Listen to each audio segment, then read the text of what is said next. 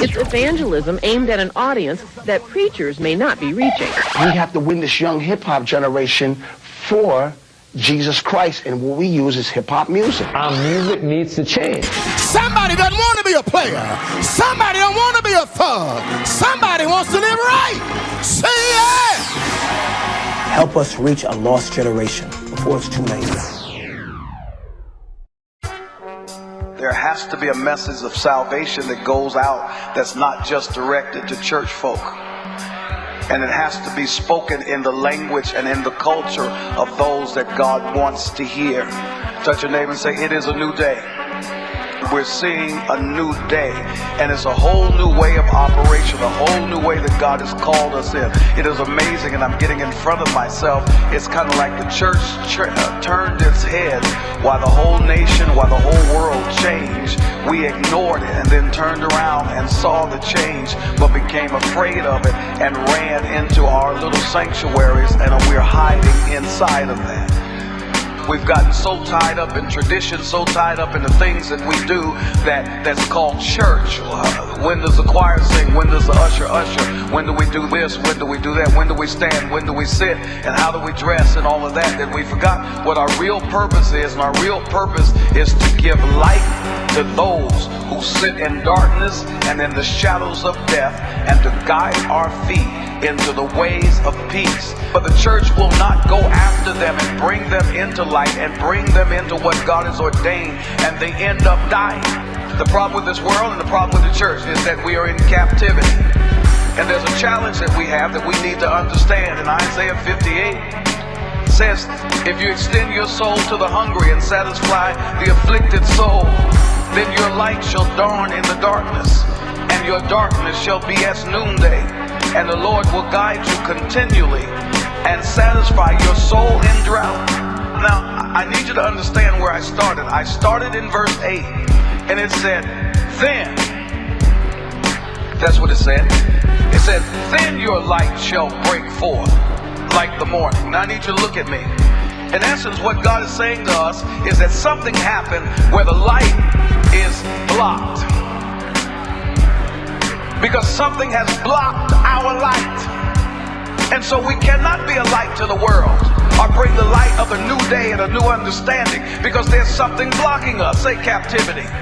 There's been a battle since the beginning of time in the Old Testament and also in the New Testament. And it's basically Babylon against Jerusalem. Listen to what the very word Babylon means. The very word means to confuse, to disintegrate, to fragment, and to disunite. I need you to get this. While we, the church, were looking the other way, the world changed, and we went the way of Babylon, and we were unprepared for the change. We don't realize that even the church has been pulled into the captivity of Babylon. And most of us need to understand that we ain't free. We're captives of a spiritual system, a demonic spiritual system that causes us to cheat everybody and run everybody down, and to be crooked and not be trustworthy, and to be immoral.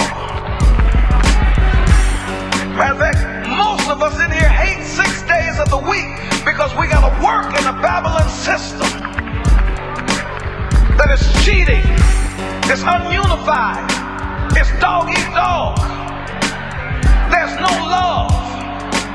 In Isaiah 58, the people were in captivity. Not only them, the chosen people of God, but also the people God was after. But let me tell you what the chosen people were doing. The people practiced religion and its rituals, and they held to their traditions tightly. You missed that. While all of the stuff was going on, tearing up the world, the church folk held fast to their tradition. And they went through every ritual of Sunday morning church to the max.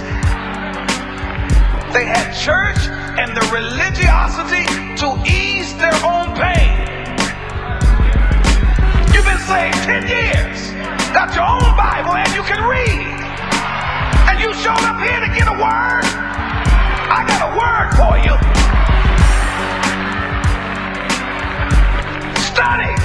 yourself approved. Most of the church comes as a drain to the church to go through its religiosity so you can get something for yourself. And when you leave here, you're going to run to something that ain't God. But you wanted to feel good. I come to church and ain't nothing happened in my life. Bishop laid hands on me and I felt good. I fasted. I gave a little time. I fasted 21 days and ain't nothing really happened. God, don't you see me? God, can't you see my spirituality? I'm tired of church folk acting all fake. You fasted because you know you gained too much weight. And then you sitting up here mad with God because he ain't moved. God ain't moving. He ain't impressed with church.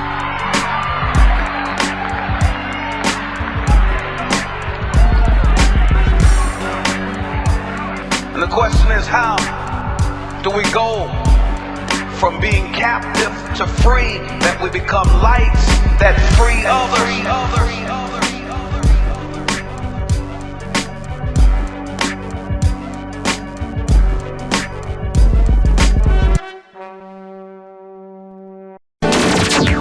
This is Cheryl. I'm in Denver, and God has just blessed you. Thank you so much. This is Joshua. Oh my goodness, you blessed me with that broadcast. You don't know how you blessed me. And this is something you can battle the world with, man. I showed it to one of the pastors. They loved it. My name is Bruce. I just want to say thank you, sir. I really love this sermon song. I have volume 1, Pastor Jones and Creflo and all them. Basically, man, I just want to tell you that this has been a blessing in my life. I know sermon songs and life radio and all that stuff is bumping and you getting your pub. But man, it was a wash away if you come out here to the West Coast. For real.